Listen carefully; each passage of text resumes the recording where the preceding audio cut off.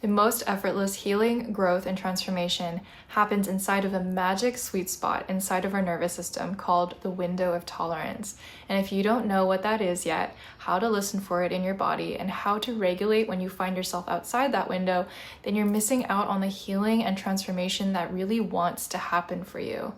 Your nervous system plays a role in all physical, emotional, mental, spiritual growth, healing, and transformation.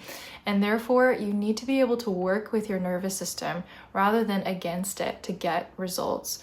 So in this video, I'll talk to you about what the window of tolerance is, those nitty-gritty things that you need to know when you decide you want to start identifying yours, and how to use the skill of regulatory listening to bring yourself into that window where healing, growth, embodiment, and transformation all happen best. If you're just joining me now, I'm Dr. Sarah Lee, and I teach how to connect to the body for healing, alignment, and transformation.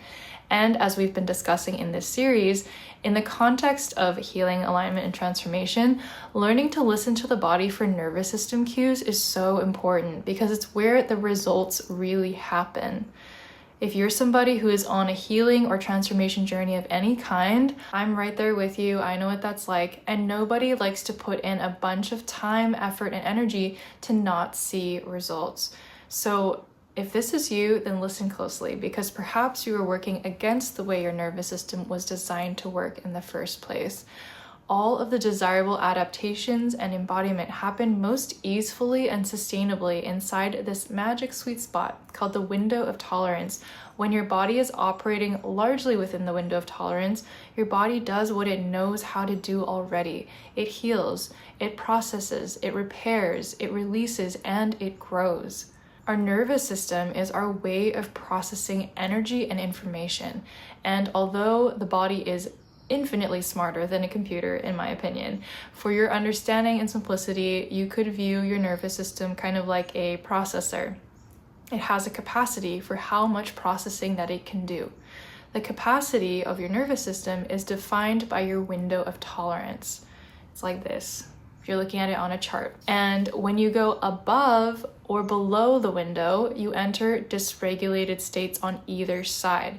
Above this window, your system has too much fight or flight energy and activation. It's called hyperarousal. Below this window, your system starts to freeze because it has too little energy and enters what we call hypoarousal. Now, we move through different states on any given day, and a number of different factors, not limited to stress, trauma, limiting beliefs, physical pain, or injury, can actually influence where our nervous system window of tolerance baseline is, as well as the size, actual size of the window of tolerance. And yes, it can be changed. And so all learning and change is brought about through nervous system adaptation. That is what our nervous systems are for, right? And it's when we live in dysregulated states and that becomes the norm for us, that's when we get stuck in states of pain and suffering, which can be, physical, emotional, mental, and or spiritual, all of which reflect the inability to adapt. So this is why regulatory listening is the third of 4 skills that I teach for listening to the body in an effective way. It does build on the somatic listening and the attuned listening skills that I've talked to you about before in this series. And if you don't know what I'm talking about, make sure to go back and watch the rest of those videos. So let's talk about regulatory listening. What is that? So it's the skill of noticing cues from your nervous system in order to bring about a state of balance. This is largely based on your personal window of tolerance, or the window in which your nervous system feels most capable to adapt to the demands of life. So the body gives off sensational cues to show you where your nervous system is at, in what state, and with time and practice, you can recognize which state you're in, whether you're in the window, above, below, somewhere in between, moving through, and tracking that. You'll be able to bring yourself back into your window of tolerance where you can feel more calm, cool, collected, and connected, or just more like your actual self. There are some very common signs that the body gives for these states, and I'm going to go into that in a second. One thing I would like to say first, though, is that there is so much information out there on nervous system regulation right now, and while that is a beautiful thing, it can contribute to information overload, and I'm going to talk about what you can do about that in a second. It's not going to look exactly the same for everybody, so just keep that in mind as I'm listing off these common signs. And although we all do have nervous systems that work in the same basic way physiologically, so there are signs that match up with that, there can be some subtle nuances that actually, when it comes to the skill of self-regulating, what brings comfort to one person might not bring comfort and soothing to another person's nervous system. So it really just depends. So keep that in mind as I'm listing these signs off. So typically what you might see in a dysregulated nervous system in hyperarousal is increased heart rate, shallowness of the breath.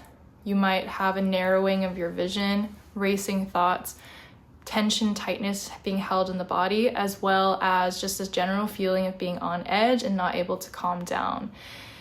In the hypoarousal state, you might experience states of lower energy, fatigue, feeling like more in a depressed state, perhaps feeling a little bit more apathetic or frozen, or even just passive and not able to respond to and do the things that you want to do. There is another state called functional freeze that we are not going to touch on in this video. There's really just so much information that we could talk about in regards to the nervous system. So if you would like me to talk about that in a later video, just let me know in the comments. For now, we're just going to stay in this topic of the window of tolerance.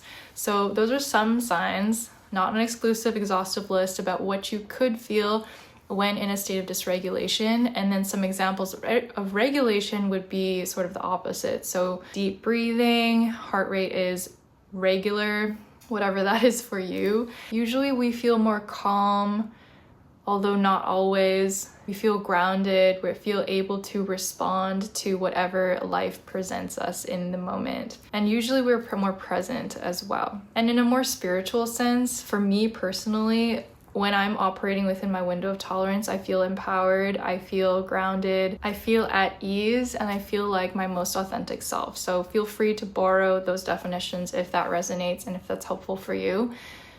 Again, at the same time of all of these cues happening, there can be subtle nuances for each individual in terms of how to actually achieve self-regulation or the ability to bring yourself back into your own window of tolerance. There are, again, many different practices for self-regulation that are out there, and that's why I prefer teaching people how to listen to their own bodies for what works best for them, instead of just giving out generic practices that can't possibly apply to everyone.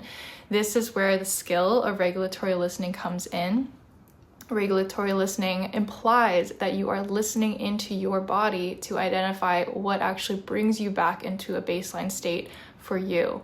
Compared to the skills of somatic listening, like we talked about, sensation tracking and attuned listening or tuning into unmet needs and emotions, this is the beauty of regulatory listening. You get to start using your body's built-in feedback mechanism that will show you if you are on the right track. You are going to feel your own signs of regulation many times in the moment, and it will cue to you when you have successfully soothed or comforted or regulated yourself. And that's how you'll know that you are on the right track with listening to your body. So each of these listening skills that I mentioned not only helps you understand your body better, but you'll reach your real potential for healing and transformation when you're able to practice them together. Listening to self-regulate is a process that does take some time, trial and error, but that process can be really streamlined when you can actually identify your personal cues for each of these states in order for you to be able to recognize when you need to regulate, as well as how. So if you're wanting extra guidance for this process, you can find that inside my nervous system mapping exercise that's in my Listening to Your Body course.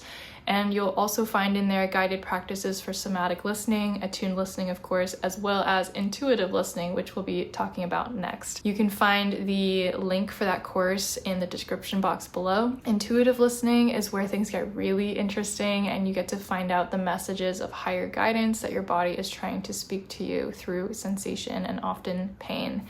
So let me know what you've learned from this video in the comments, and I will see you in the next one.